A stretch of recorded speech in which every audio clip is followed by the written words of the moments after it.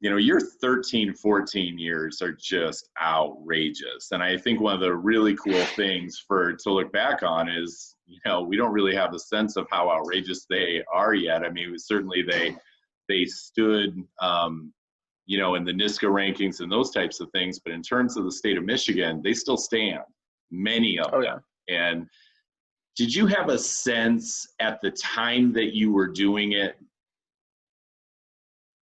just how special what you were doing was? Oh, absolutely not. And again, I think that's the reason that I was able to keep going. Cause I remember one of just the defining moments of, I feel like set the direction emotionally, or the way that I celebrated. When I was 12 years old, I swam the 400 IM at the state meet. And I mean, I never it was ridiculous. I lapped the second place finisher and broke the state record by, I don't know exactly how much it is, but it was very substantial. I mean, it wouldn't have been close between me and the state record holder. And I remember getting out and Brad standing there on the side of the pool, and I looked at him and I was like, he was like, shook my hand. He said, "Good, getting down to where you should be." And I was like, yeah, I kind of feel like I jammed up my third turn and, this and that. There was we did it and we moved on. He called them process goals. He was like, well, if you want to win NCAAs, you're going to have to be this fast now, it was everything was a process goal, and everything was, what's the next, that's good. You set yourself up well for the next thing. So not only did that keep me humble, but I mean, it also kept me focused.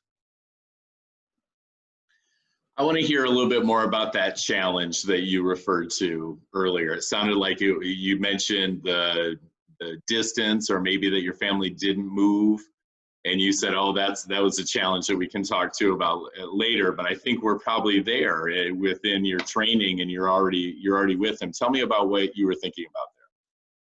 Yeah, for sure. So we lived about 45 minutes away from the pool. So it was one of those things where when Brad was coaching Bulldogs, it was apparent that we were a talented family and that he had a big impact on that. And he moved out to start Kingfish in Waterford, and it was about a 45-minute drive. And this is also I want to say to the 2010s, basically, financial collapse times. So, I mean, the economy wasn't great. Gas prices were outrageous.